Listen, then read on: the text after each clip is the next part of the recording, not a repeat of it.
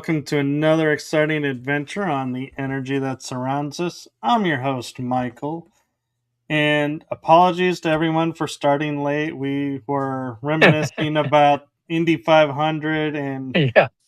lost track of the time, and so we are here now. And tonight we are going to be taking an adventure into a world that I know many of us are curious about. And no matter what your faith background is, you have this thought in the back of your mind of what is this all about? And as I'm sure you guessed, it is the afterlife.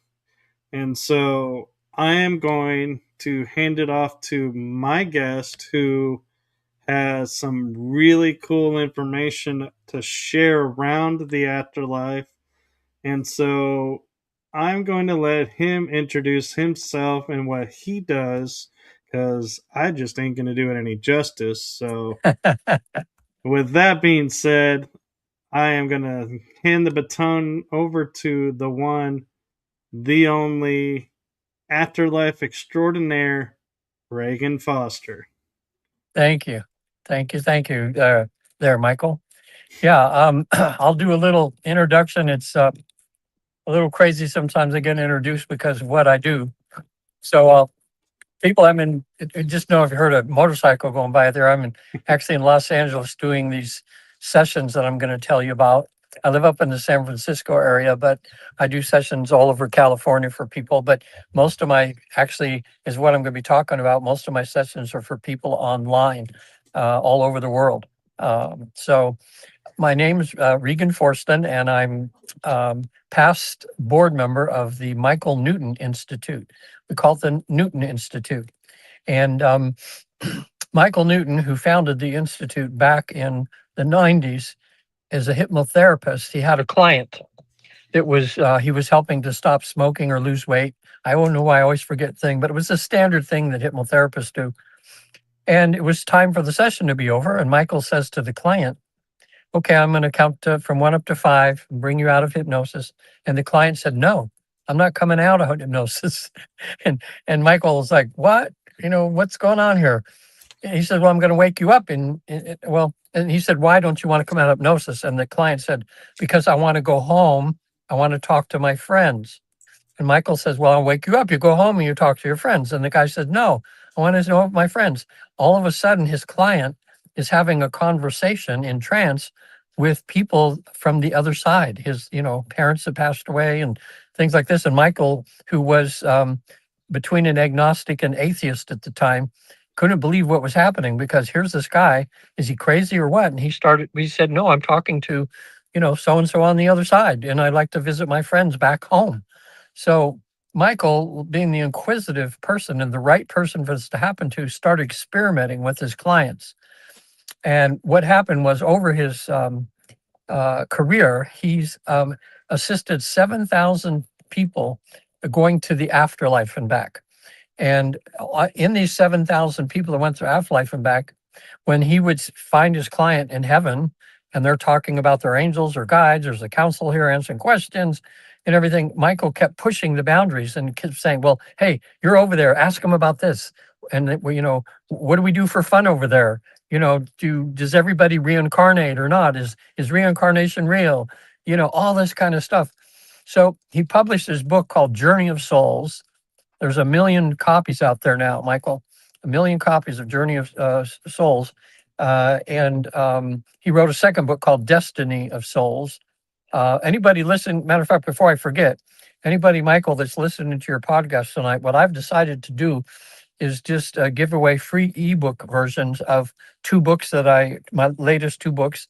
One is called 3 Hours, 33 Minutes in Heaven. It's about my experience in the afterlife when I went, and I've been 3 times now. So it's like, this is so easy to do. It's amazing. But the second book is called Reincarnation is Real. And it's about all of the research being done right now around the world in reincarnation. It's just completely overwhelming, Michael. It's just, we at the Newton Institute now, to finish this part about Michael, as he was getting older, he decided that, I should teach people this process that I've discovered, because I can't let it die with me when it's time for me to go.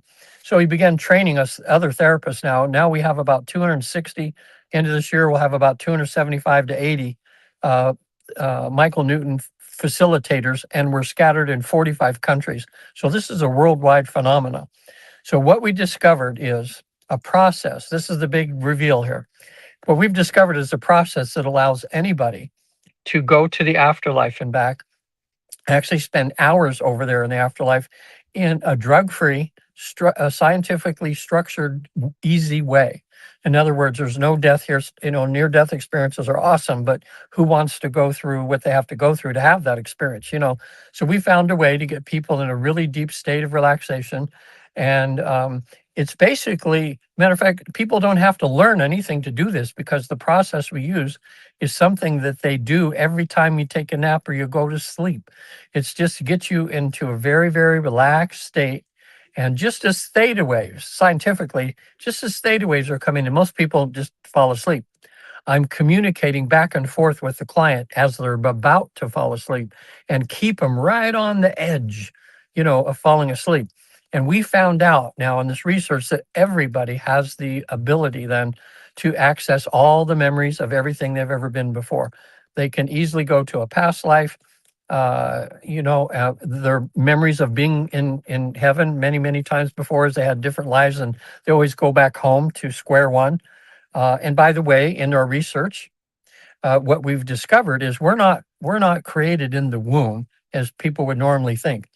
Our souls are actually created in heaven. And technically, there's no such thing as reincarnation, because of the fact that, it's just the way we look at it down here in the consciousness we have here. But in the ultimate consciousness, God creates us over there. That's our home. That's where we always go back to. And so what we do is we have one life, because God created us over there, but we have many experiences coming down and putting our soul energy in different bodies to have experience. So it's really one life, many bodies, rather than, the other way around, which is what most people look at. So that discovery in its own is a game changer, because now people start realizing, oh, maybe this reincarnation thing is interesting, is something. So we've done this now with 80,000 people so far, Michael. 80,000, and soon to be 90,000 now. And the success rate is, I say, with me, it's about 90 to 92%. It kind of fluctuates. When the first time, man or woman, when they come to me, we get them to this relaxed state, and the vast majority of time, they're able to have this life-changing experience, whether it's on Zoom, which is, we didn't even know we could do this on Zoom until COVID. That's one of the good things that came out of COVID, is we started experimenting, doing these sessions on Zoom, and we found out we had the same success rate. It doesn't matter whether they're in person or not. I like the in-person ones in a way, because just think about it. For most people, this will be the most interesting, uplifting experience of their life. When they find out why they were born, what their mission is, why they have their parents, why they're going through so many difficult things in their life. You find all that out when you're over there. And so when you come back from that, like for me, when I spent the 3 hours, 33 minutes over there in heaven, I don't know, something just changed in me. I just became a lot nicer person. It's like my rough edges got smoothed, because I found out what my mission is for sure. So I know what I'm supposed to be doing, which is what I'm doing right at this moment, Michael. So when I get invited on a podcast, or someone comes up and talks to me about this, or here's what I do, and wants, everybody that comes in my sphere that I talk to, I just know that God sent them, and I'm supposed to help them in one way or another. Personally, now I've done just over 400 sessions myself now with clients, with a 90% success rate. And oh man, I'll tell you, Michael, this job is the best job anybody could have, because I'm sitting right next to people that are having this life-changing experience.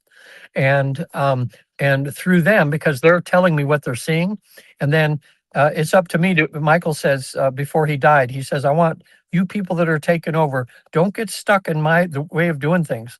Here, I've got a way that we know we can get people to Afterlife, but just keep pushing the boundaries, keep asking questions, pushing this further. We want to find out as much as we can about what happens on the other side. And we keep doing that. And, oh boy, ooh-wee. I just tell you, even when I had the experience and I became a therapist and I started doing this, the things that would happen, my eyes would roll sometimes like, oh my God, really? That's possible or whatever. So things that were unbelievable to me even then have now, after doing this for 10 years, have become believable. And I'm seeing, because our pre our programming, the way we've been brought up in this country is we're finding out is very narrow, on what God is and what the reality is. And everybody can tell now with what's going on, people listening now or listen to your podcast later, we can all feel there's a there's a shift going on that's tearing everything we learned about ourselves, about God and everything. It's all coming tumbling down. And that's scary for a lot of people. But with my experience, I want to have people on the other side and they ask what's happening now.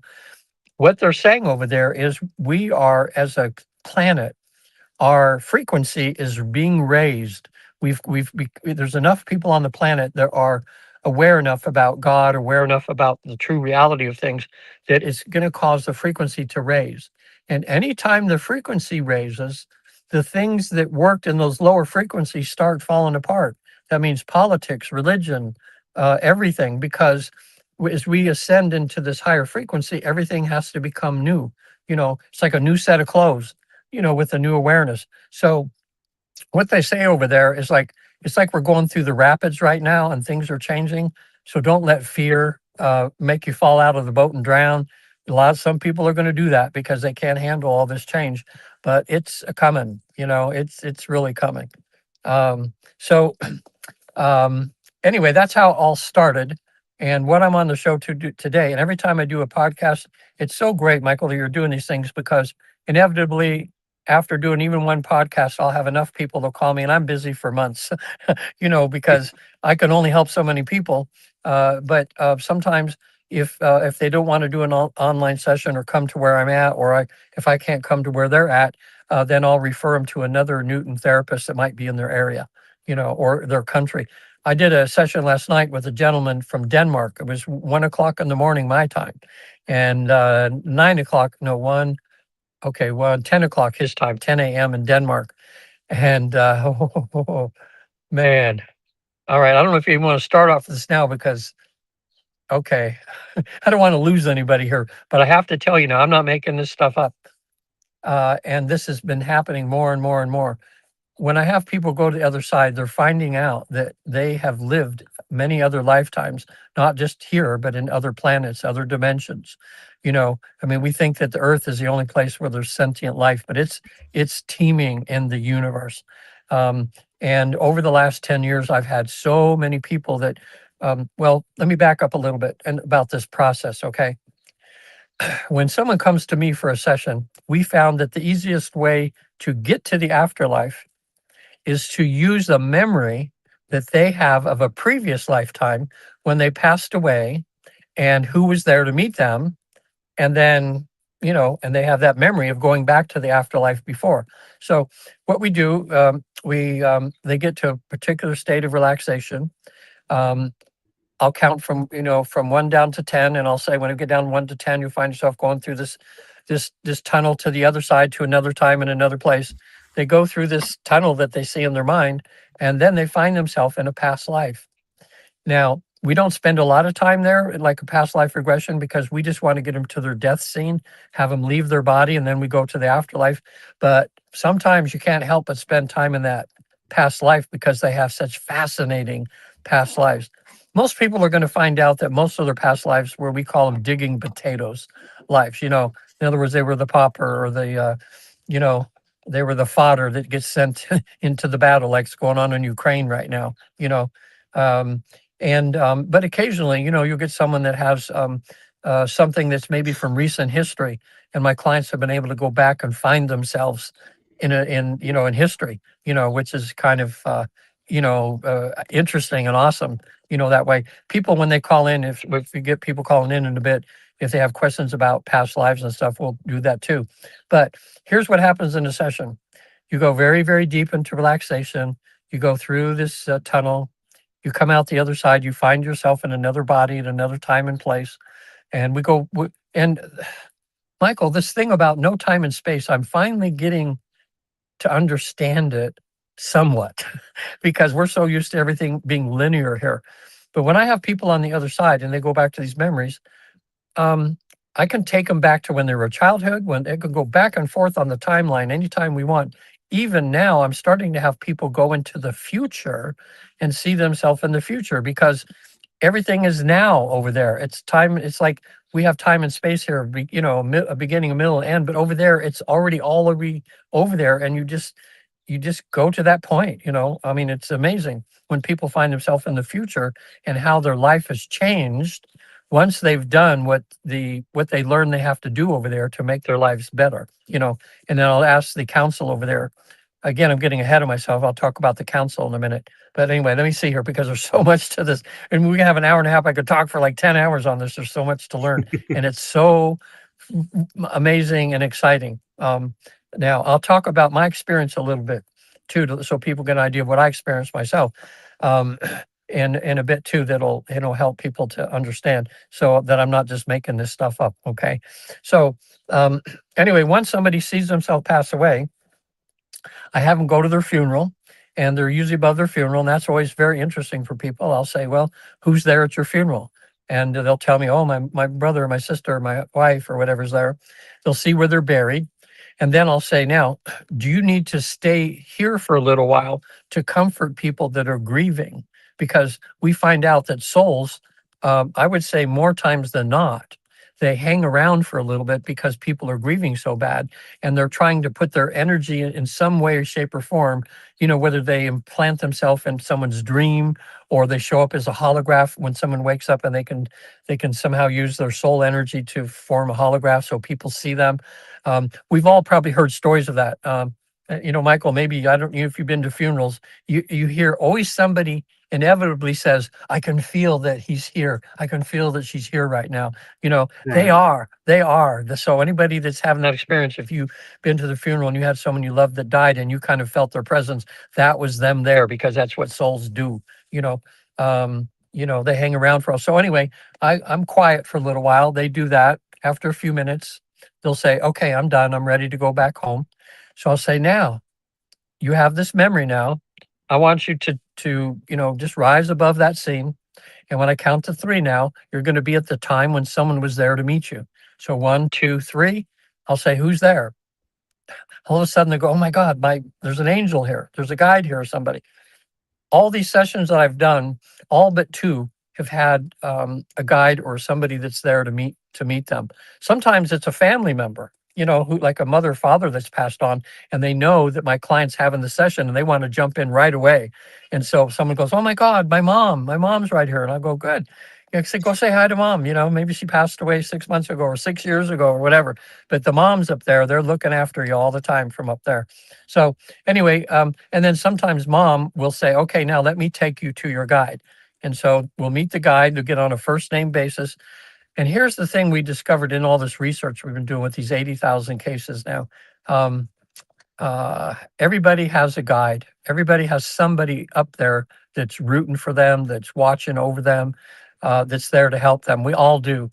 And most people, or a lot of people, can sense this, or some people have had visions of these beings in the dream state or in meditation or something like this. And they go, gosh, I just feel like there's an angel here or a guide. Guides, angel, whatever you want to call them, masters, the words are kind of interchangeable in a way. Except some of the beings over there show up with wings, like Archangel Michael. He's been in a number of sessions that my clients have had, and I'll ask people, what does he look like? And they go, oh my God, he's magnificent. He's got these wings and he's this whatever, And so, but others, sometimes it's just a ball of energy that they see. But when people get to that state and they're deep enough in trance or hypnosis, or relaxation is all that it is. When people are over there, Michael, they see a lot of times people in their skivvies. It's like I say that way. It's in our basic self. We're just balls of energy over there. Okay, and we have that energy, which is conscious energy, separate conscious energy, billions and trillions of conscious energy sparks. Like all parts of God. So sometimes when people see their guide or something, it's just a ball of energy. But when you're in that state and you're in heaven, you don't even question it. It's just normal. It's natural. You go, oh, there he is. And I'll say, what's he look like?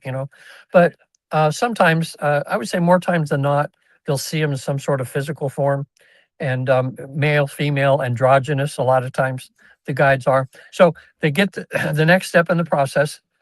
They get to talk on a first name basis with their guide, and they're feeling like, wow, I got a guide. This is awesome, And then we tell the guide, he says, well, we have some work to do here. Now, what I do, people don't just come to me and we just happenstance, just go over there and whatever happens, happens. We do this in a very structurally scientific way where we want people to prepare to have a session. And they do three things. I send them homework to do.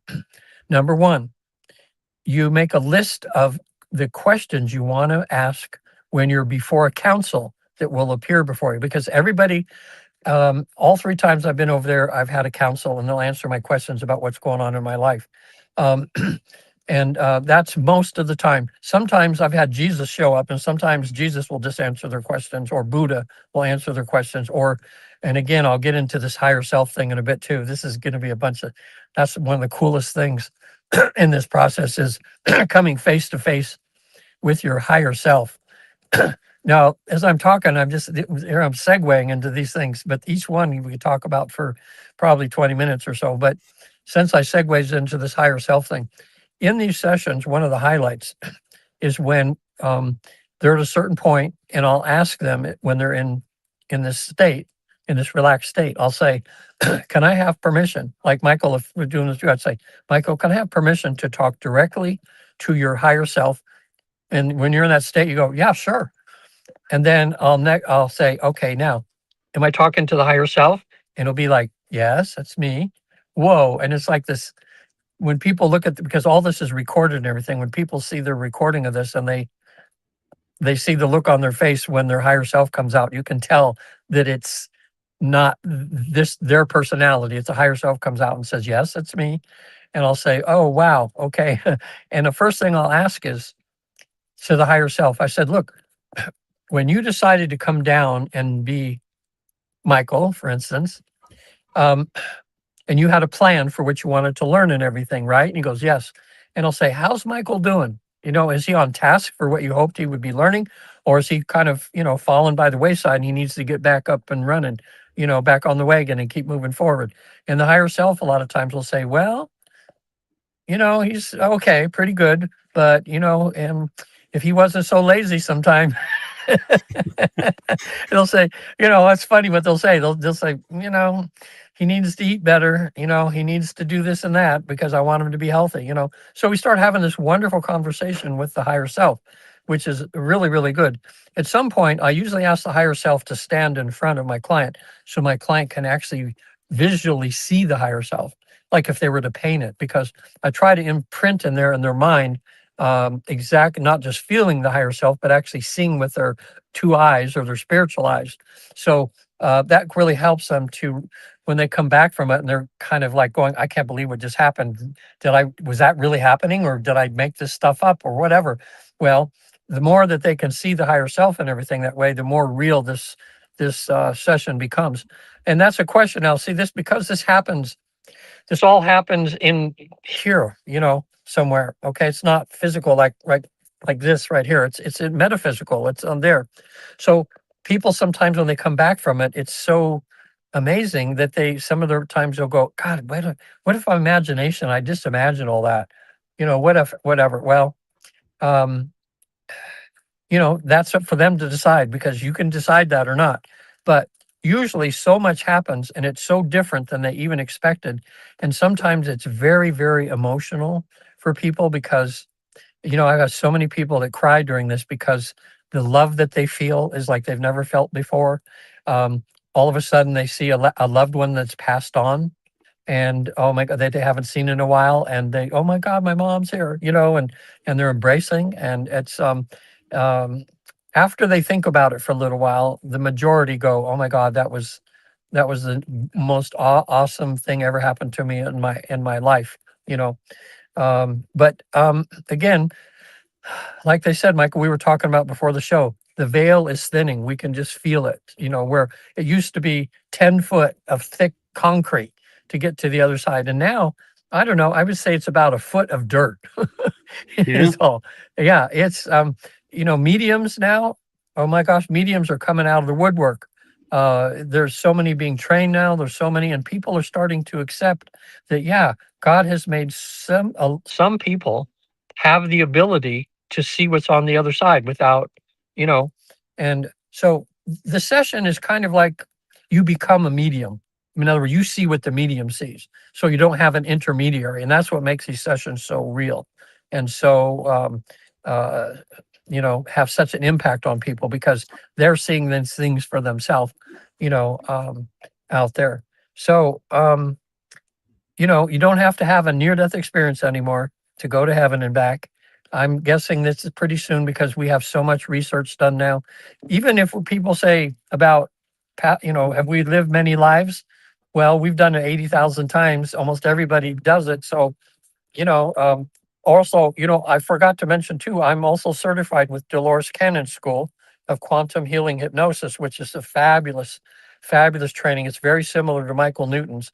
And Dolores Cannon is becoming, even after she passed away, her legacy now is being carried on, and you're seeing her all over the internet now with a lot of the videos and things that she made. She wrote 18 books and about her experience having people on the other side and back too. So Dolores Cannon School of QH is called QHHT. So you can look that up or look up the Michael Newton Institute .org, and you'll see that there's a lot of information about all this on there too.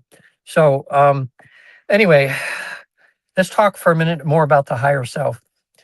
The thing that shocked me that I love the most in these sessions is finding out that when you decide to be you, you don't put all of yourself in the human body. You keep the rest of yourself back home. So anybody that's on this planet right now has a higher self that's always there. If they've reincarnated again, doesn't matter. There's always a higher self that's there. I had a young man come to me that has this great new invention, and he Tesla. He's been looking up to Tesla for since he was a kid, and now he's inventing this kind of a magical thing. So he's before the council, and I said, "Can my client talk to Tesla for a minute?" And they said, "Sure." So Tesla shows up, and he has this 10-minute conversation with Tesla about his invention. Now, Tesla told him, said, "Well, you know, it's a little bit ahead of its time." He says, "You might not be able to monetize it." But he said to him, "You still have to invent it because this is progress." Because Tesla said, "You don't realize how many things I invented that haven't even come out yet." I mean, I invented many, many things that were so ahead of its time that they got pushed away or pushed back, but someday will probably come out. So it kind of burst my client's balloon a little bit, but yet it was, hey, he's getting it right from Tesla, and Tesla was, checking out what he invented, which was interesting. Now, I have people from all faiths. I've had Muslim, Christian, New Age people. I haven't had a Southern Baptist yet, but I hope to. They're kind of holdouts a little bit there, but I don't think for too long. It's just too much information, coming out here about this whole thing, and it's all good. When people ask on the other side what the one true religion is, Michael, you know what they say?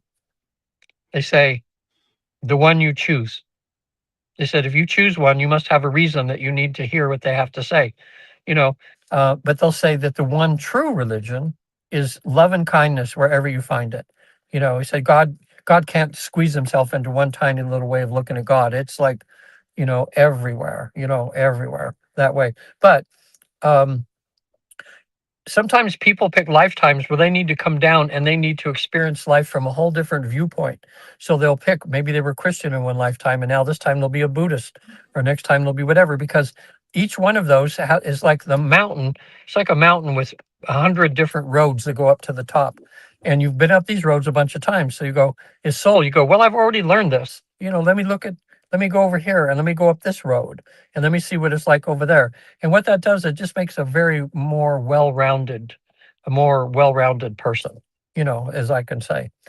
So first thing you do, you make a list of questions you want to have answered. The second thing that I have people do to prepare for a session is a list of people they want to talk to over there.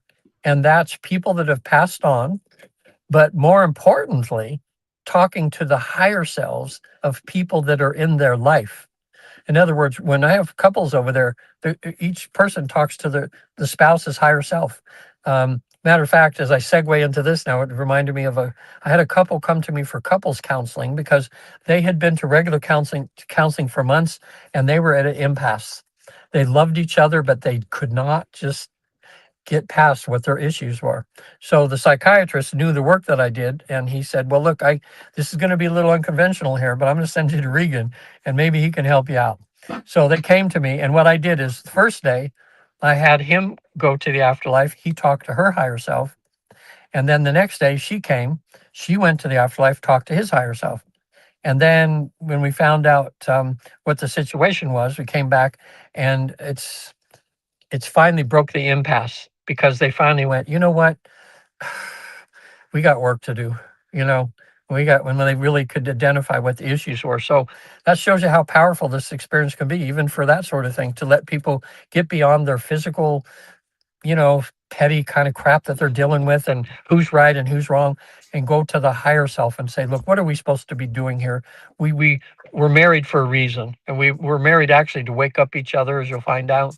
And why are we wanting to slay the messenger? Instead of embrace the messengers, like, hey, thank you, sweetheart, for showing me how awful I am, or thanks for showing me how I need to be more attentive to you, or that I need to have better integrity when I'm around you, or whatever it is. And so that's one thing that even can be done with this. So you can talk to, parents love talking to their teenage kids' higher selves. It's always about like, asking the higher self, what kind of boundaries do I need to set with you? Do I need to just let you kind of explore? Or does your lower self, do I need to be like, hammer on, like I need to watch you every second of the way? And the higher selves a lot of times will counsel them about how to be the best parents to, how their children. So also pets. Now this is going to make people who have pets, who are pet lovers, want to have one of these sessions, because we found out, just like most people have known for a long time, animals have souls too. And when they die, they go back to the afterlife just like we do. In the research we've done, we found out that they can intermingle. They intermingle with the other souls up there anytime they want, but they prefer, when they're in that consciousness, to spend most of their time in the afterlife with a consciousness that's more like animals have. So when we have people that come to us and they've lost pets, or even the current pets you have, you can talk to the higher selves of the pets you currently have. A few months ago, it was so cute.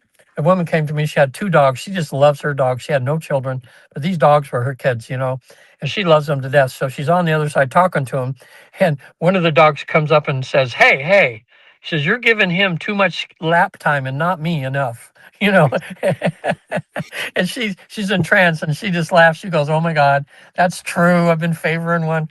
Okay, so she told me later. She said when she got home, she just made sure to give that dog a lot of extra loving, because he was, feeling a little left out. So that's some of the humor stuff that happens over there.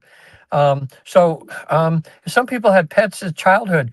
You had a childhood pet, and it was the first time you experienced the death of something that you loved. And that was very traumatic for kids sometimes, because they have this pet and they're with them every day and they're loving them and things. And then the pet dies or gets run over by a car or something. And, that's when they realize death happens, And so it's nice when sometimes they can have a reunion with those pets. Sometimes you're going to find, especially with cats, when they're talking to cats over there, the cat will say, well, I'm already, part of myself is already in the new cat you have. didn't you see me that I incarnated in the so and so? And that because a lot of times cats will come back quick and they'll come back, and somehow find you and be in your life again in the same life. One of my clients, when she's an artist, and her cat was always mischievous. And she had this statue one time that she was sculpturing, and the cat went up and knocked it off, and it broke into pieces. And she was so mad at the cat. But it's a cat, so what can you do? So the cat died a couple years later, and a few months later, she had a new kitten. And one day, she's looking at the cat, and she's going, "You remind me a lot of." Whatever the cat's name was, the cat jumped up, went onto the TV, and bam, and knocked the thing off the top of the TV and broke it. And so she goes, "That's you, isn't it?" That's when she knew it with that cat would come back again. So another client of mine, she sold a company. She had invented over 400 products for dogs. She never had children of her own, but she always had dogs. And they were her kids, and they would come and go. That's the thing about you get so attached to dogs, but we outlive them generally. Okay, so you got to know at one time there's time you have to put them down because they're in so much pain or something happens. That's a hard thing for people to do. But anyway, she found out that she was born. Her mission in life was to come down and be an advocate for dogs.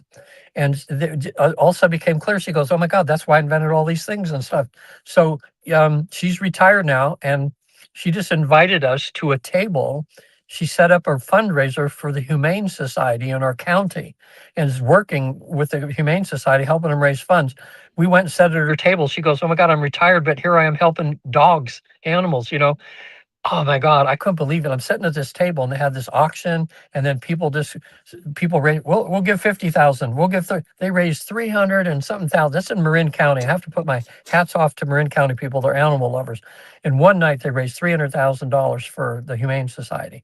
So, her having this session really helped her to clarify what she's going to be doing for the rest of her life now. And that's really consciously being an advocate for dogs, so anyway, that's about the pets on there, because that's a lot of people wonder, well, what about my pets? Do they go to heaven? You go, yep, animals go to heaven too, that way.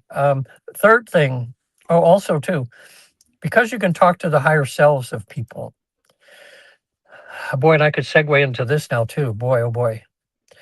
I would say at least half of my clients that come to me are over 50. Oh, maybe 60, 70% are over 50. And it's kind of ironic in a way that, like me, I'm 77 now. I was 66 when I had my session.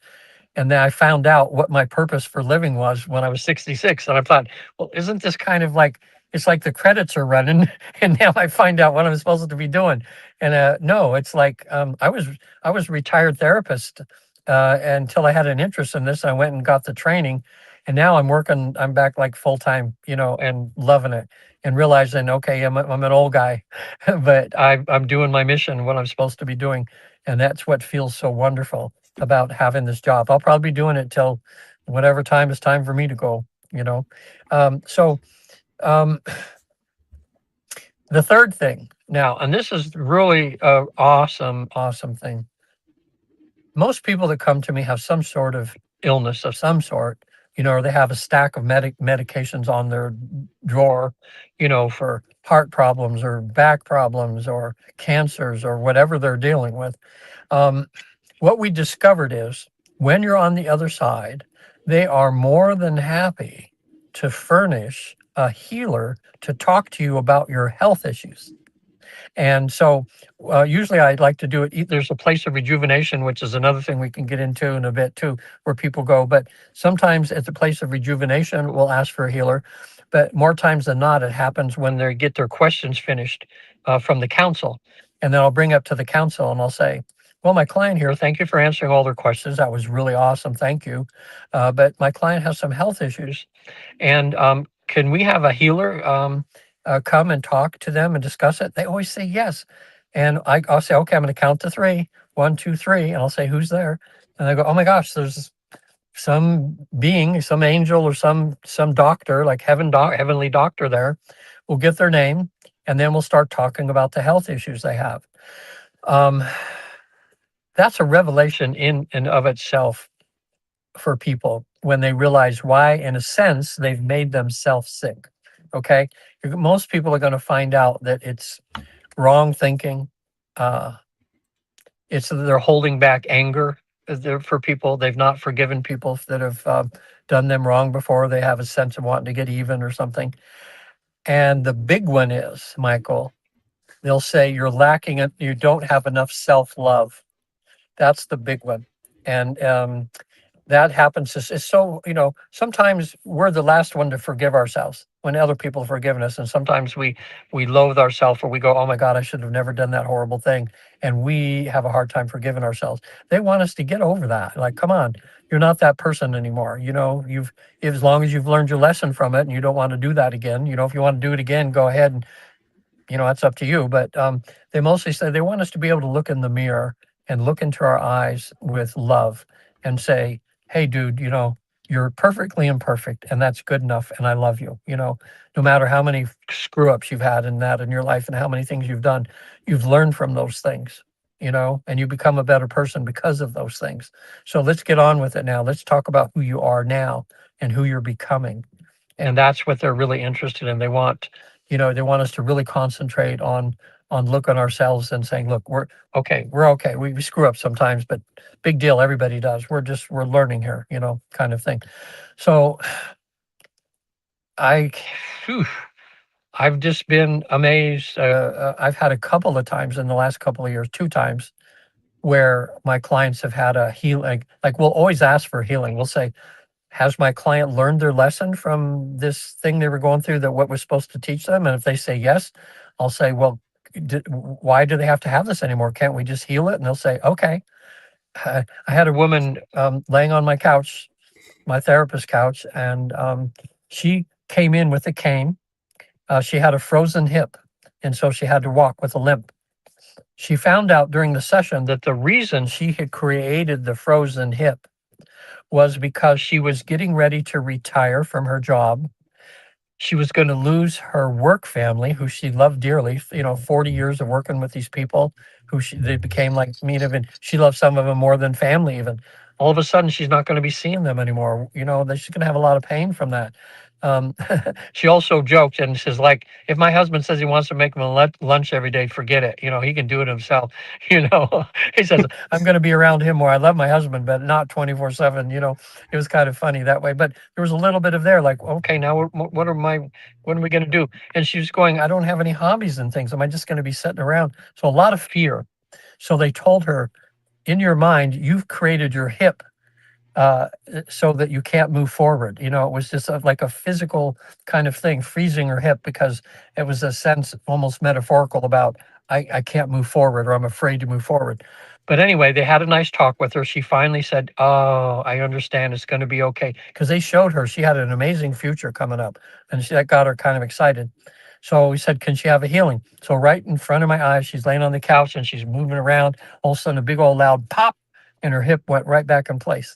And she was able to walk out without a cane. So I went, okay, this is pretty cool. I had another cancer. She's 84 years old. She's 89 now, stage 4 rectal cancer. She's supposed to be checking out at any time.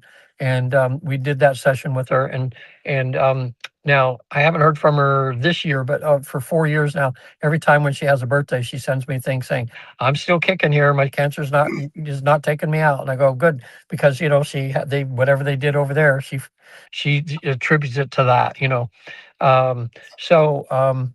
Anyway, it's possible to have healings that way. Last night, now the session I did for the gentleman from Denmark. I never mention people's names and things because I want to keep their stuff private. Although some people say, hey, if it'll help somebody, tell them what my session was like. And a lot of people have given me permission to tell their stories.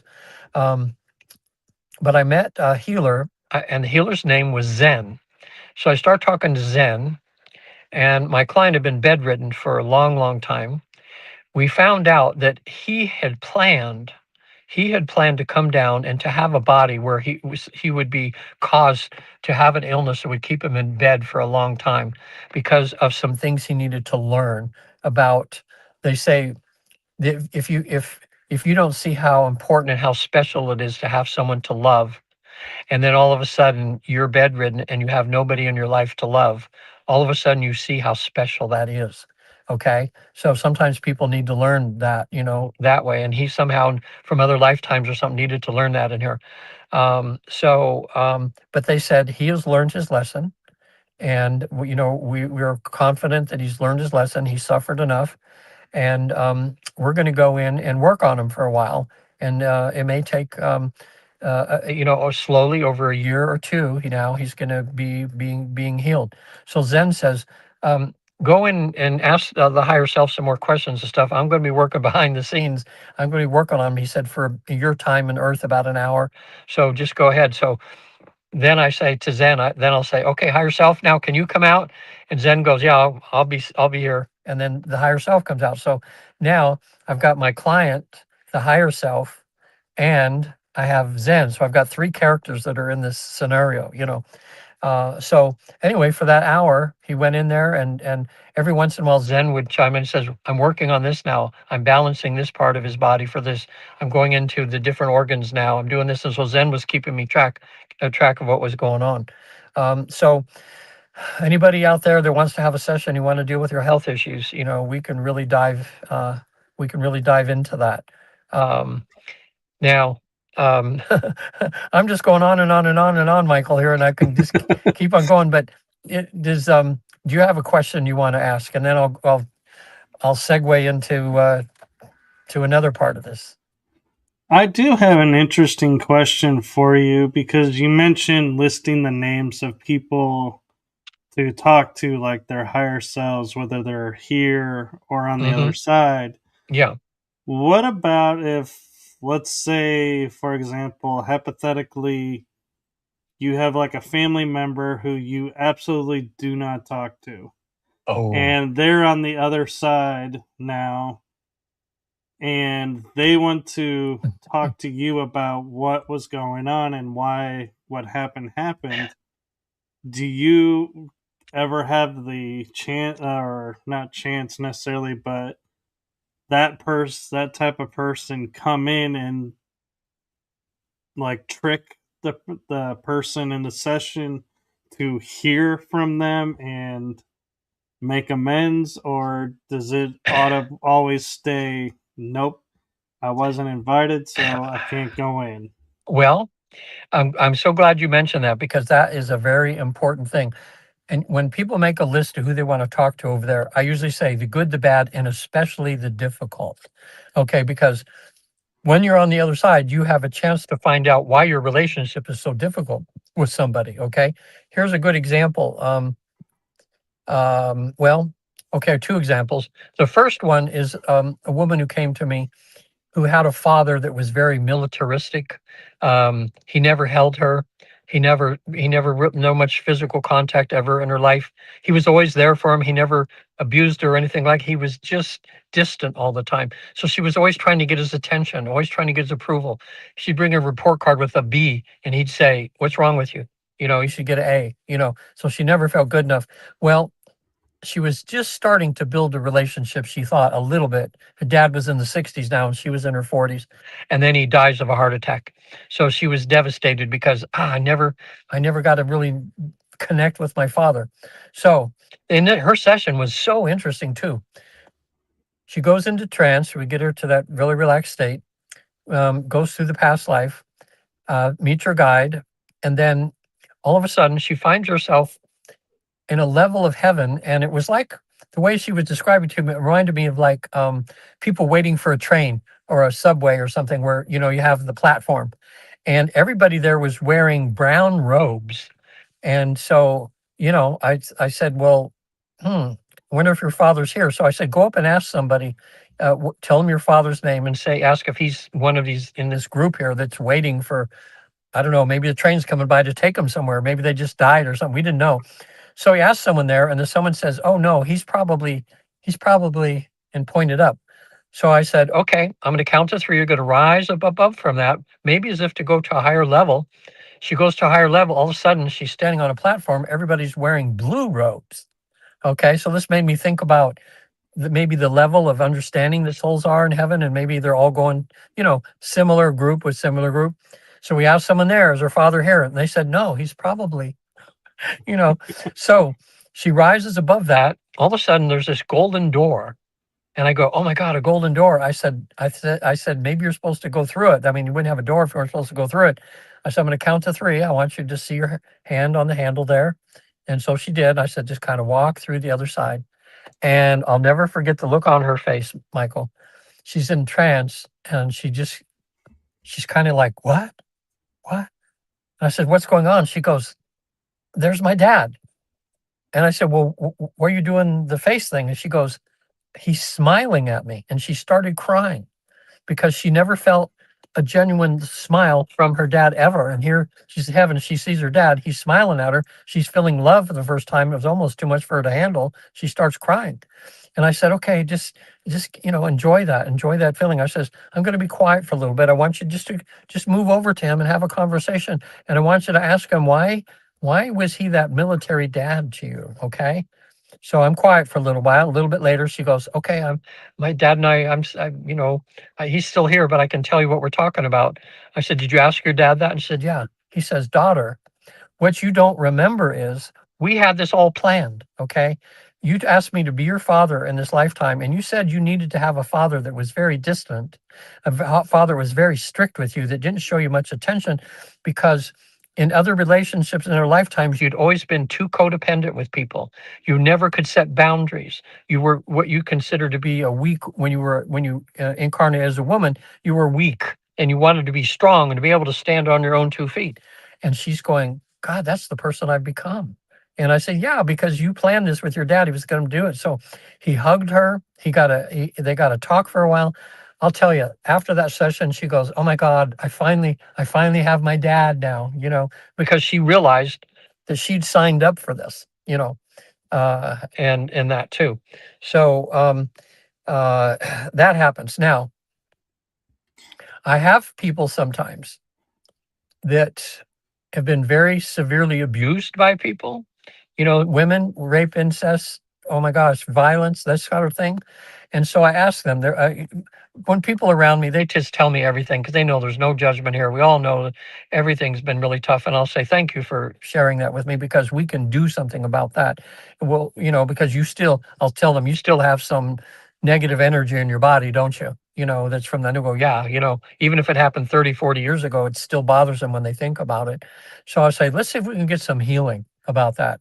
So I had this one client, and this will help segue into the place that people go there. Usually what I do when they pass away from the past life, they meet their guide. I'll ask the guide, I'll say, look, we know there's a place here to be rejuvenated, a place for healing. Can my client go there first before they go to the council or the soul group? And they always say, sure. So when I count to 3, immediately they're there. The client will describe to me, it's usually some beautiful setting. I can just see it through their, what they're seeing for their mind. It's just a place like a heavenly spa of some sort. And there's usually a healer there or someone to walk people through the process of rejuvenating. So, gosh, I have so many clients, and I'm seeing 5 or 6 or 7 of them right now. So this might be a hodgepodge, but it'll give you the point so you know what happens here. One of my clients, she was molested by her uncle when she was 5 years old, and she was this little innocent little girl, and it shifted something in her, and she's in her 60s now, but she never was the same after that happened, and and so what I did is I asked the angel. I said, I'm going to ask if something's possible, because I know there's no time and space over there. I said, can her 5-year-old self show up for healing from that thing that the uncle did? And the angel said, sure.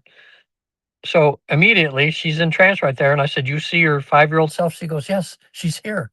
And so she went over to her. I said, now you're the older you. This is the younger you right here. And you're the older, wiser one now. So you're going to be like a mom to your younger self. I said, I want you to take her into this rejuvenation place with her. And I want you to talk to her and tell her everything eventually is going to be okay. Your uncle was just, he was off, doing his own thing and did this horrible thing to you, but we have to forgive him and we have to move on from it. And you're going to be okay, So I was quiet for a while. She takes her 5-year-old self into the place of healing. And after a while, I said, knock, knock, in a way. I said, what's going on now? She says, oh, I'm feeding, I have a cup and I'm giving this healing water to my younger self. and I'm holding her and I'm telling her everything's going to be okay. And that was an amazing session. She goes afterwards when we're talking, she goes, that was so, I mean, it was like she was right here and I'm talking to my other self and I'm holding her and and she felt so much healing from that. So not only do you have, I mean, that's sometimes the biggest thing that happens in these experiences too, when I take someone to the other side and back, is they receive some healing. Their PTSD disappears, from traumas, because they're willing to let people, go through the healing process over there. Had another client, she was abused 5 different times in her lifetime since childhood, 2 times in the army. She was in the army. She had 2 army guys over there that abused her. Even went to trial, and one of them got one of the guys kicked out of the army. So I said, can her 5 selves show up? And all of a sudden, she's there, and there's her as a child, as a teenager. When all these things happen, she's with all of her other selves there. I know for some people now, I'm just telling you, but this stuff's real because it happens over and over and over and over again now that we're doing this work. So don't let me, don't go, oh my, don't, even if you're rolling your eyes now, which I'm sure I would have rolled my eyes a few years ago, but not now, because this happens too much. And I see so much healing that comes from this, all the possibilities that there are from visiting the afterlife for a few hours. So she had an amazing time. Also, 3, we asked, can any of the higher selves of the people that abused her show up? And there was 3 that she mainly mentioned. The other 2 she didn't, care about, but 2 of them showed up. And both of them knelt down before her and asked for forgiveness. And they said, man, I am so sorry for what my lower self, because the guys were still alive in this life, but the higher selves just apologized. And they said, we are just, so sorry and whatever. My client was so big and so much of a loving person. She takes these 2 guys that are there by the hand and she goes, you 2 need healing. She took them in to be healed, even though they were her abusers. Can you imagine how beautiful that was, Michael? That was, I mean, I would start crying. I mean, she's doing this. I mean, someone that's Yep. so loving to forgive her abusers and take them to be healed. The third one now, we're waiting for him to show up, and the angel there said he's not ready yet. He's still living, and he's in such a bad way we can't even get his higher self to show up. He says you're going to just have to learn to deal with that. And she says okay. So you never know, it's not always perfect over there, but in a way that was perfect because that was the truth to things that happened over there. Right. This place of rejuvenation, a lot of times there's waterfalls. Water used is like pools, healing pools. Maybe that's why we love jacuzzi so much, and we love to just, it's this place where we can feel our bodies just relaxing and that. And I get all kinds of descriptions. Some people don't want to leave that place. One person said, it feels like I'm laying in this pool and my body is a billion little tiny BBs. And it feels like they're cleansing every tiny BB in my body, and they said it just feels so good.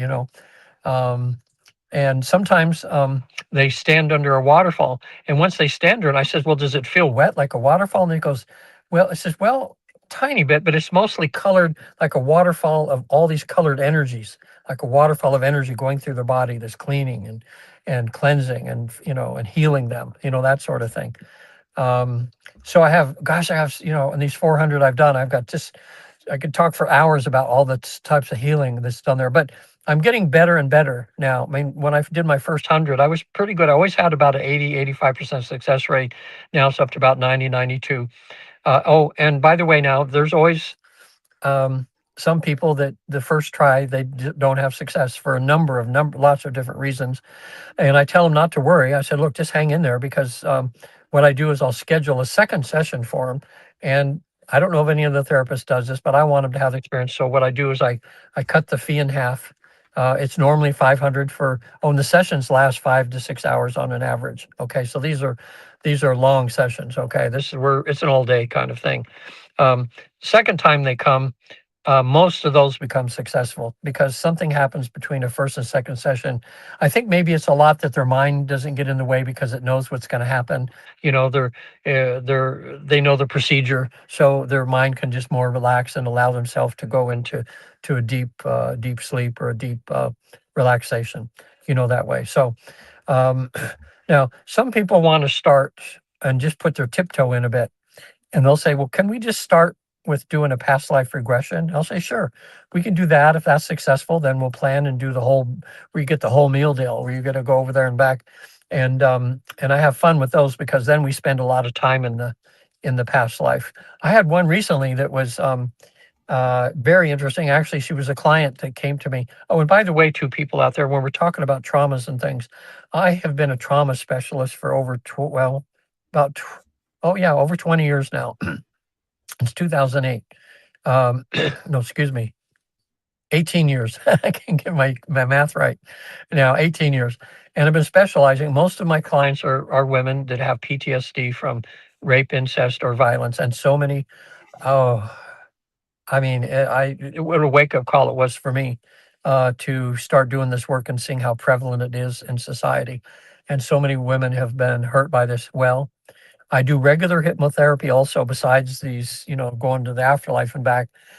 So if you have a family member or somebody that needs help with PTSD from trauma, um, on my website, on the visittheafterlife.com, now there's a traditional therapy page, and you'll see 4 veterans there that have severe, I mean, they're like this when they're talking about their issues. They have severe PTSD. And watch what happens with 4 sessions of what we call EFT.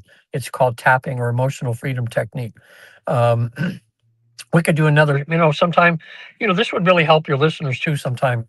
Um, Michael, if we did a whole thing on all these new energy techniques that are being found out now, where we can manipulate people's energy, and PTSD can just go away. They don't have to go to talking therapy anymore for years and years and years and years and years and years, which sometimes you do.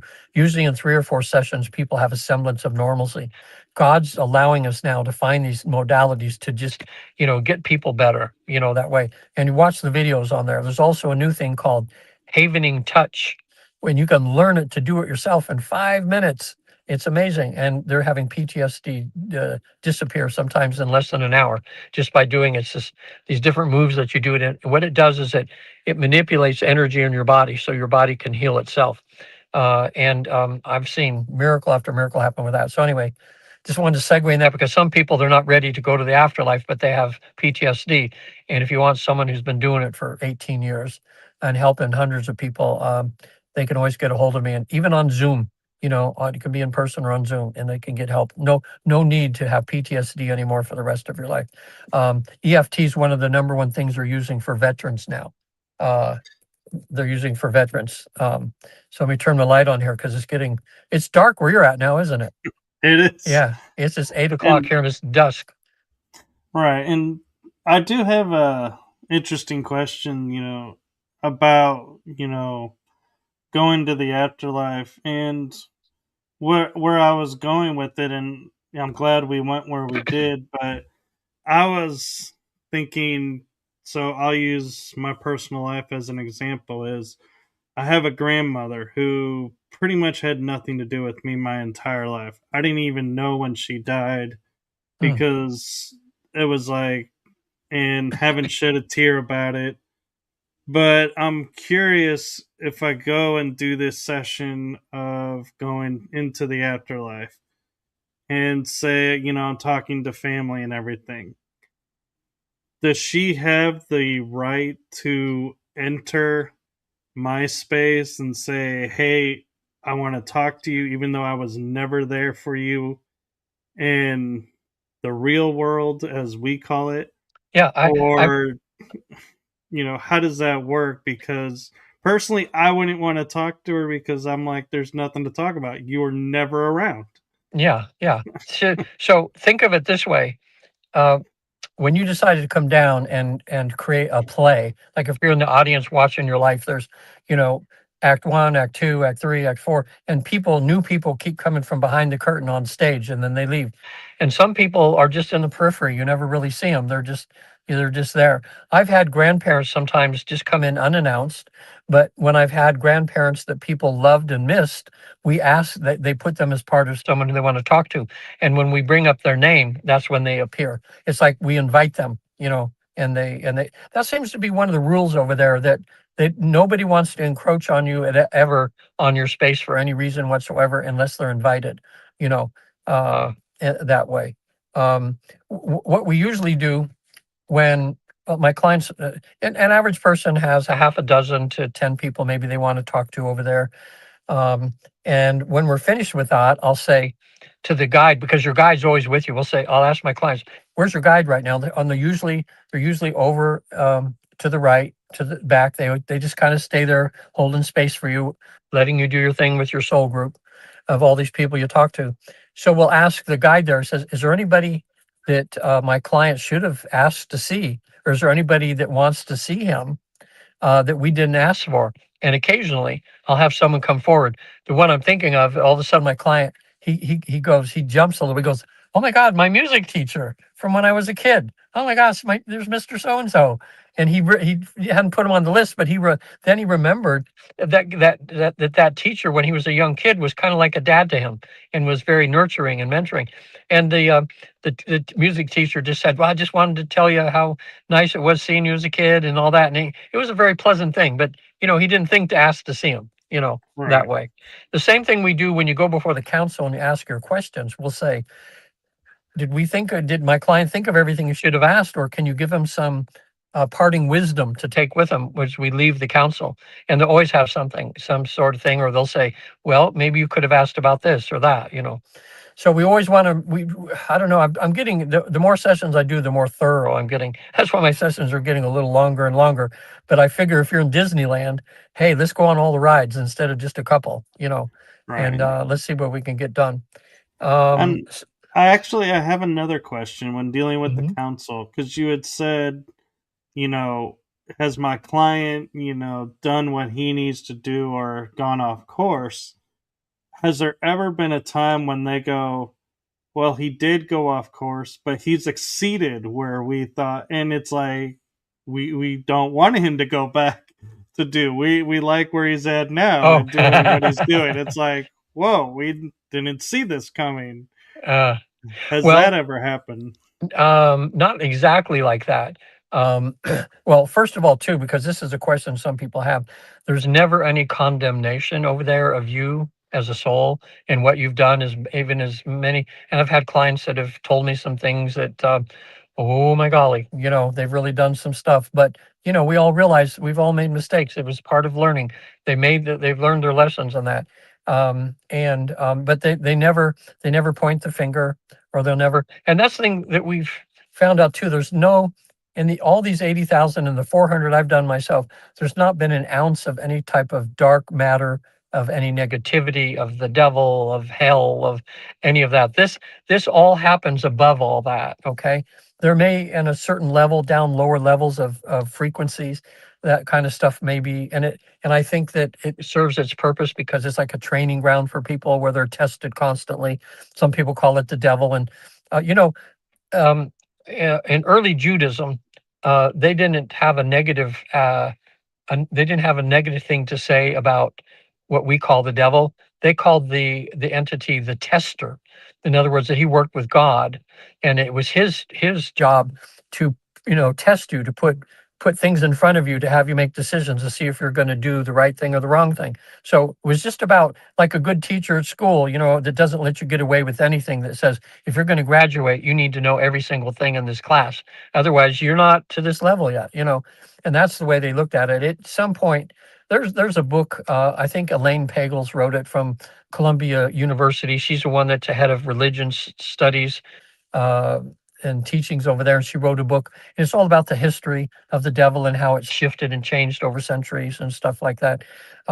But I what I've been kind of told is that once you raise your frequency, your love quotient to how you are as far as having integrity and love in your life, and once you raise your frequency, you don't get tested by that dark matter anymore, evil spirits or anything like that. That's you graduated in a sense. I've never in my life, even growing up Catholic and having all that guilt stuff, um,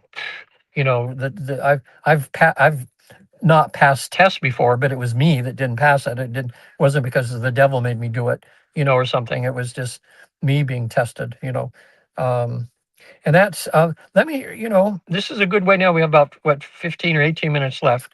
And there's so much more to this. And I do free phone consultations. So anybody that wants to call me and just talk about this, there's no, I never talk anybody into having a session because that would be against spiritual law.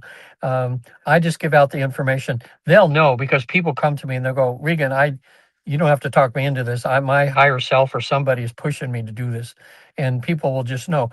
Some people only need to hear about this to have a boost in their spirituality because just knowing that this is possible, knowing that they were born and they have a mission to accomplish, that there's a reason that they were born.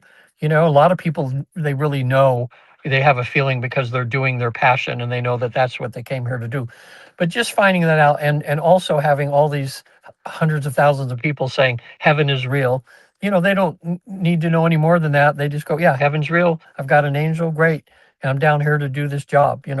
When I went the second time to the afterlife, one of the questions, I went before my council. I said, "What's up, you guys?" I said, "Late C, he's been on my council all three times. He's a Chinese-looking gentleman, and he's got these loving eyes and he's so funny. Oh my God, he makes me laugh every time he looks at me because he's got so much joy coming from him." I asked Late C, I said, "Why are you allowing us to do this? I mean, this is like so awesome, allowing people to see what it's like over here." He said three things that they want people to get out of the session. The first thing is that their life has meaning and purpose, that they didn't come down here happenstance. They chose this life. They chose to come down here to learn certain things. And everybody needs to be on task for what they came down here to do because you don't want to get back to the other side, as some souls do, and they go, "Oh, why did I got into drugs and sex too much and blah, blah, and I didn't do what I came down here to do and now I got to go down and try it again." So they want people to be on task right now, especially with the shift. If everybody's doing what they're supposed to be doing, like you're doing this podcast, which is wonderful. I mean, so many people that wouldn't even have heard about what I do and the other things that you do, they would have never known about that. So it goes into all of us, and you're doing a really good service as a coworker now by helping people wake up, to this higher levels of consciousness. So that's really good, Mike.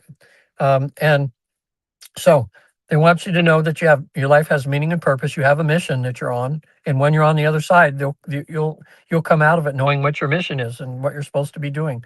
The second thing is they want you to know you're never alone, because the worst thing is when we're in our worst despair and we feel so alone. We feel like nobody understands us, nobody loves us or whatever.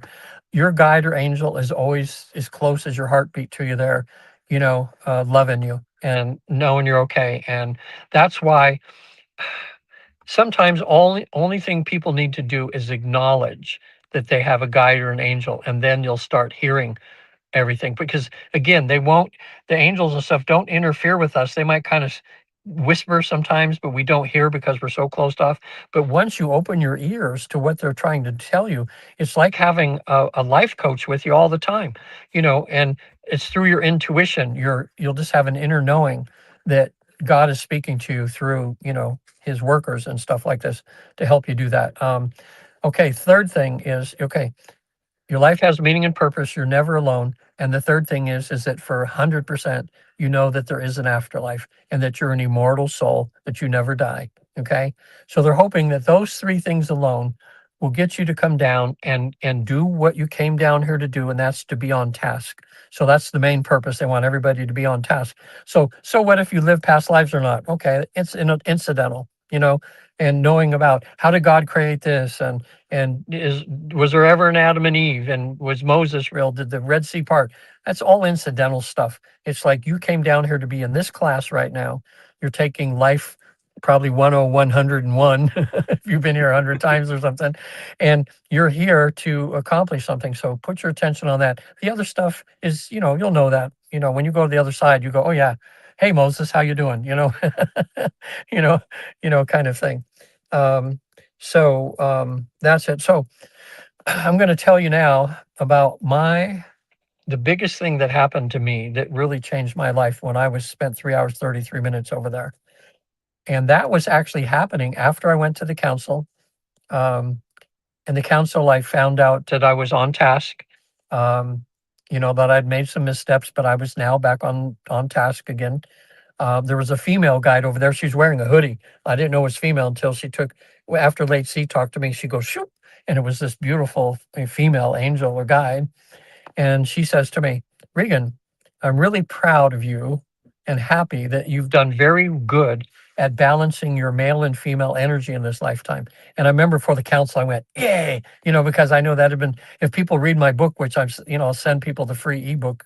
All they have to do is request it on my website if they've listened to your show, and they'll see that's part of there where part of my life's journey down here was to balance the female energy that I was born with the male energy so that it doesn't get neglected. Because we find out we're born both masculine and feminine, but one's more dominant.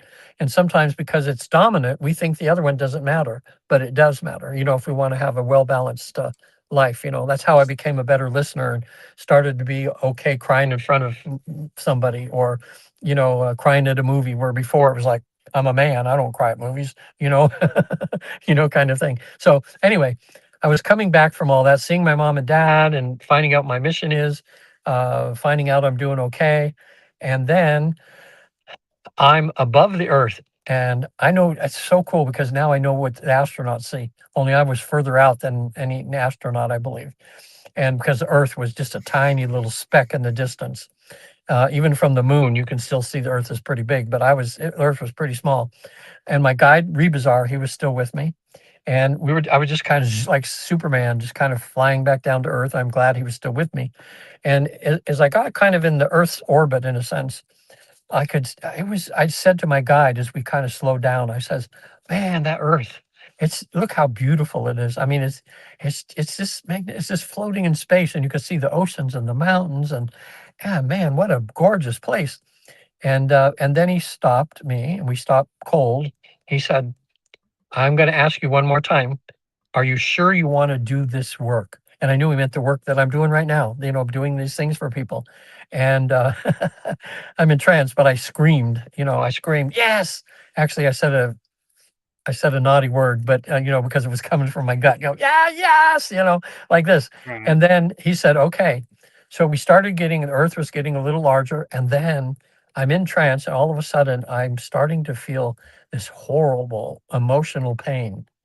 And I told him, I said, oh my God, this is awful. He says, okay, let me stop you again. He says, now that you've decided to do this work, Regan, you've opened yourself up to be more empathic, and you have more of a tendency to feel the pain of other people. And he says, right now, you're feeling just a billionth of the earth's pain that's going on right now. And I happen to think at this moment, when I was looking down at earth, like, if you and I right now were in a spaceship and we were there together looking at earth, and looking down, we'd see bombs going off, people getting killed. I mean, there's so people crying, funerals. Oh my gosh. And it really gave me this overview of how much pain is actually going in this school we call the earth. Okay. So he said, I'm going to tell you 4 things to do. And if you don't do these 4 things, your physical body won't be able to handle what you're doing and doing this work, and you'll die. So I said, okay, can we stop for a second here? I want I just signed up for this and I didn't know what I'm signing up for. But he says, look, you're going to be okay, but you got to do these 4 things. And I think people listening, this is going to help everybody, not just me. He says, and then all of a sudden in my vision, I'm seeing an hourglass, and I'm seeing myself, this all happens in an instant, but I'm seeing myself decline and climb and climb. And I see in that hourglass, sand is piling up, piling up, piling up. None of the sand is going down into the bottom in the hourglass. And that was a visual image showing me if the sand gets to the top, then I'm going to die, so I got to find a way. I got to find a way to balance my energy so the sand goes, everything just goes through and doesn't stick with me. So he says, do these 4 things. When you wake up in the morning, the first thing he wants everybody, I'm sure, not just me, but I'm sure he knows I'll be telling this prayer to other people. As you wake up in the morning, declare yourself as a vehicle for love, as a vehicle for spirit. And in a sense, you're telling yourself, okay, today I'm going to put way more pluses on the board, not too many minuses. Okay. Hopefully all pluses would be great, but sometimes inevitably we do a few little things there. At least I do. So anyway, he says, and I heard a prayer in my mind. It said, bless this day and those that I serve as I keep 1 foot in heaven and 1 foot planted firmly on earth to accomplish my mission. at any cost. Okay. And I heard that prayer and I went, okay, I can do that. Second thing he said, Regan, I want you to spend more time in nature. He said, tell everybody that because that's God's gift to us. We can all tell when we're walking in a forest or we're on a beach walking. We naturally go to these places. We don't even know why we're going, but we go and we chill. You know, it's one thing that helps us to relax, to balance all the negative stuff we have to go through. And I saw myself walking in the forest. I saw sand going down through. Okay, just like when I said the prayer, I saw sand going down through. Third thing he said was do as many random acts of kindness as you can. He says that balances people out too. And in my mind, I was walking into a 7-Eleven store, convenience store. Someone threw a Snickers wrapper on the ground and I picked it up, put it in the trash. And I saw sand going down, okay? Just to show you, even the littlest thing sometimes can keep us flowing and keep that love coming through us in our body. And the fourth thing was, he said, do something, this common sense. He says, there are a lot of techniques that therapists use to ground themselves. He says, so talk to a number of therapists and use some of the techniques to just ground yourself so that, when you're hearing so many of these horrible stories that people go through, you don't keep it to yourself. You just let it go through you, that way. So those are the four things. And so far, I'm like, say, 77 and I'm not on any pain meds or anything right now, although my legs hurting a little bit from golfing for 3 times this week. In between clients, I've been out golfing. It's my thing. And I'm loving it. So I'm trying to keep myself healthy too. Also too, I want to mention one other thing too. Matter of fact, Michael, she would be even a good person to have on your show. She's at the forefront of new technology of healing. And she has taken an invention that was invented in Russia in the 90s that became so popular with healing people that all the Olympic athletes used it. The cosmonauts used it in space. She came over here from Russia to work with NASA for 10 years. Then the astronauts were on it. It's a device. I bought one for myself, and you put electrodes on your wrist, and in 2 minutes, it goes through your whole body, and it shows you a graph, a circle, and it'll show you any of your organs that are out of balance. And then what she has done, this genius of a doctor she is, she's added artificial intelligence to this thing. And so now for 30 minutes, AI knows the correct frequency of everything that's out of balance in your body. And she sends them all. And what it does is it opens all the passageways that have been blocked in your body, energy blocks, opens them all up so your body can naturally get in there and start working and healing itself. My friend Alden had cancer sticking out of his neck. His wife found out about this machine. He went she had to drive him 100 miles, 100 miles one way, 100 miles back. Did it 14 times. He goes in to shave one morning. There's no lump there anymore. So he runs to the oncologist. And long story short, they end up doing a 3.5-hour surgery. Couldn't find one cancer cell. It's been 5 years now. He's been cancer free. Pneumonicore, just got his body that way. I tried it on our housekeeper, has scleroderma, because she has a hard time with her finger. Scleroderma is a disease there's no cure for. Your body slowly hardens like cement. And eventually some part of you hardens and you just die. There's no cure for it. So I did 3 sessions with her on it for free for her because she's our housekeeper. And now she's moving her fingers again and she says her pain's gone in her stomach. So something's going on with this. But it's called Monicor, Monicor USA. But Dr. Luba, she's been doing a number of podcasts and things. Actually, I've been on Coast to Coast 3 times now, and she's been on twice. Because they just want someone. It's another thing that everything's changing now. We're changing on religion. We're changing on diet. We're changing on all these new things about health that we're learning about.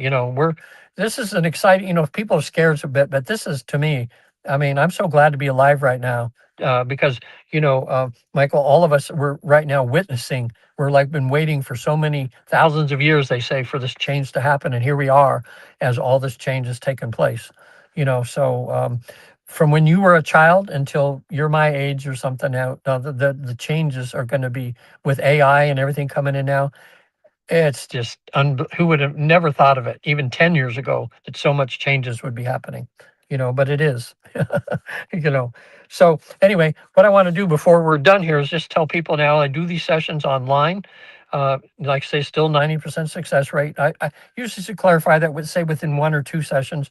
with women, it's pretty much 90%. With men, it's like 80-85% because we have a little less time being vulnerable and kind of allowing ourselves to relax, you know. We're too wound up sometimes as guys. So like me, it took me a second time. At first time I just couldn't relax enough. But the second time I jittered a little bit. It was a little touchy, but luckily I had a really good therapist, Michael Newton trained therapist. I actually had two there. I had a newbie like me, and then I had the guy that had been doing it for 10 years. So when we ran into a few roadblocks the second time, he was able to get me through those, and then I had that life-changing experience, you know. And again, I'll send everybody the free. Actually, I'll send a book called "Reincarnation is Real" for free to them. It's the ebook version of it, and also the ebook version of 3 hours 33 minutes in heaven.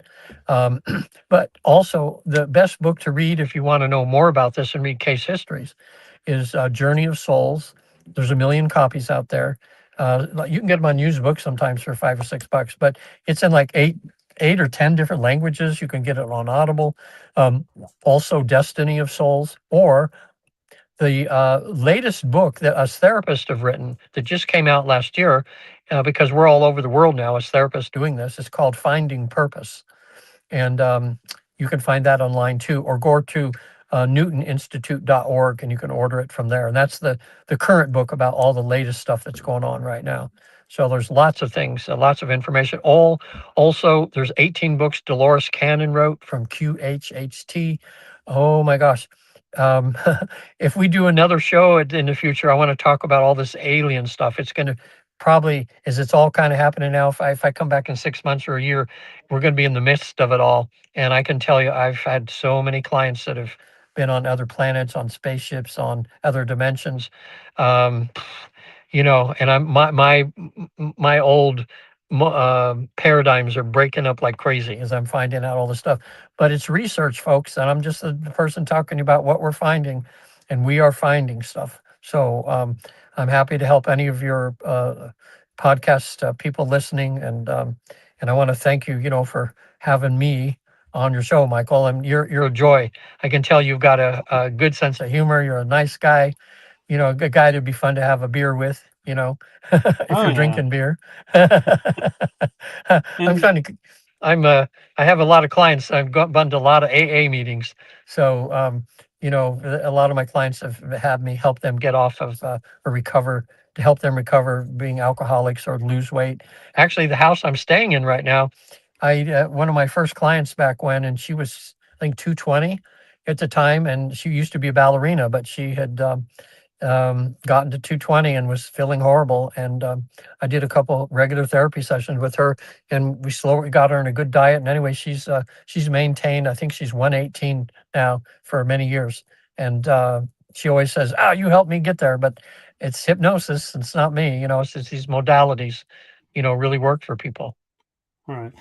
And I do have one last question for you because we talked about the council and we kind of talked around, but is the council your picking or is the council assigned and already there waiting for you? That's another really good question. Every council I've had so far in these 400 have been different. Okay. And they're always, it seems to be that the council, they know all about you. So the proper council shows up for you that knows exactly, like the life coaches that specialize in what your issues are, you know, show up. I had one recently and had an alien gray on the council. You know, that was very interesting. So I had my client, it was a woman. I said, ask him, why is there an alien gray on the council? That's kind of unusual. And they said to show her that, you know, when the all beings, when they pass away, all beings come back to source. You know, doesn't matter if you're an alien gray or whatever, eventually you go back home, you know, when you drop that suit and, you know, you go back to this energy. So because she had a lot of questions about aliens and things, and they just happened to know that in advance, I guess, because, you know, that answered one of her big questions when that happened there too. Um, yeah, I can talk to you about clients that find themselves as reptilians on other planets. I've had so many. I'll tell you, I'm living vicariously through them, but I have them take me to their planet and tell me all kinds of stuff about their planet. So in my mind now, I have to see all these different beings and all these different planets and things. And um, and they're coming pretty quick here. It's like they say the grown-ups are coming. I um, love it. I did. I had a being from another planet that was actually channeling through one of my clients to me recently, and when we start talking politics, he through my client, he's channeling, and he just laughing his head off, and he said, "So childish." This thing we're going through. He says, "Just you guys are just kids. Like, wake up. Come on." You know. So anyway, but that would make another thing. Just talking about the what we've learned in these sessions about that we incarnate all over the universe. Some people only on Earth. We ask that question, and about 30% of the people, when I ask the question, "Have you ever incarnated another planet or dimension?" and they'll say yes, and I'll say, "Wow, when I count to three, I want you to take me to there and describe your planet or something." So we're getting lots of information about that too, and preparing everybody that change is a coming. And the Pope even said, "Well, if they come here, we're going to convert them to Christ." So you know, Yeah, good luck with that. yeah, I know. But one other thing too, because when I'm making jokes and I say Christ or something, I'm not. My Christians that come to me, I always have them speak directly with Jesus. And Jesus is real. Jesus is amazing. He's probably one of the highest evolved souls that there is, at least that we know about. And so much full of love that when people are in his presence, they have questions for him. Sometimes they can't even ask the questions because the love is so much. They're just crying their eyes out right in front of me sometimes because they feel the love and they feel direct. And he always tells them, every single person that's been Christian so far, he says the same thing to them. He says, "Look, I'm as close as your heart is. Okay." He says, "If you think about me, I'm there with you." Okay. And it's just about love and kindness and joy. Buddha's the same way. Buddha, one time, he's in front of my client. My client says, "Well, I'm Christian, but I was curious about Buddha." So Buddha shows up and he's this swirling ball of purple and blue. And she goes, "Oh my God, it's him." You know, but the way she's describing him, he didn't look like, the statues or anything like this. He's this thing. So Buddha then goes from his forehead to hers, sends a tube about an inch and a half, 2 inches of purple from his forehead right into her forehead. So she's laying on the table and she just keeps saying, "Whoa, whoa, my God, whoa, whoa." She could feel that. And when she came out of trance, we're talking later, she says, "Regan, I feel like my head is like 10 feet this way." He says, "I felt so much love." I says, "I almost couldn't handle it. It was exploding me with love from Buddha." So, there's just nothing but love and kindness and no darkness and stuff over there. Nothing to fear. Fear is what keeps you from evolving. We have to just trust that you're well taken care of and do your praying or your meditating. And I'll leave them with this one final thing. People ask, "What's the best spiritual practice that I can have?" If all religions are okay, the one you choose is okay, but love and kindness is the main religion. When we ask about a spiritual practice, 100% of the time they say meditation. Okay, because when people meditate, they go from beta to alpha. They go from beta waves, the waves get like this, and they get close to what we're getting people to when they go to the afterlife. So it lessens the space between here and the afterlife. So their intuition is there. People have visions sometimes. People have out of body experiences when they're doing that. So that's the closest way as human beings that we can consciously work on connecting to the other side is meditation. Or just call it deep prayer if the word meditate. Pretty much anymore, meditation is accepted. But I remember 20 years ago, meditation, oh, that's Western, and prayer is the thing. Same thing. Right. When you're deep in prayer, read the books of the saints and everything. They would go deep in prayer and they'd have out of body experiences like Saint Teresa of Avila, Saint John of the Cross, and they wrote about their out of body experiences when they would be able to be in Jesus's presence themselves, just like we're having people be in the presence of Jesus now too. So anyway, I just wanted to clarify that too, because I just, I grew up Catholic and I just got a bunch of Catholic jokes, but it was good for me growing up Catholic because I got to see, help me to see both sides of things. So Right. And I had anyway, the benefit of having a Catholic dad and a Lutheran mom, so you oh, know what that perfect. was like. Yeah, perfect mix. I've had a lot of people who was, Catholic and Jewish, are that way, but uh, yeah, it's all good. My brother is, oh my God, he's an amazing man. and he's helping bring people to Christ, and he does it in a good way. He helps people wake up to something better than himself, so he's doing really great. And my sister and brother-in-law, same thing. I mean, just beautiful people, and Christ is perfect in their life, and it's made them to be these beautiful people. So it's all good. It's all good. It's Well, just know that the picture is bigger and bigger and bigger and bigger. right. Well, I definitely will have you on sooner than 6 months, and it'll probably be on another show that I have that's on usually on Wednesday nights. Yeah. It's Okay. it's called Riding Through the Unknown, and that one I feel like will be the perfect audience for your Oh, ET and yeah. everything Yeah. kind of talk, because that one that's where we more talk about that. And Yeah. I want to say thank you for sharing this with us and Sure. doing this. And I actually have a message for you that I like to do at the end of my shows. And that is from my heart and the heart of my shows to you. Thank you for what you're doing for humanity. Thank you for dispelling the fear. Thank you for being you. It's seen, felt, and heard. So thank you. Thank you too, Michael. You're doing a good job, and just keep it up. Keep that smile. You got a great smile. Well, Good, thank good there. you. And you made it fun today. So thank you so much, and thank you out there. And anybody wants to get a hold of me, go to the visittheafterlife.com and get a hold of me. I'll be happy to help you wherever you are. Okay, everywhere, anywhere in the world now, we can do these sessions. So it's great.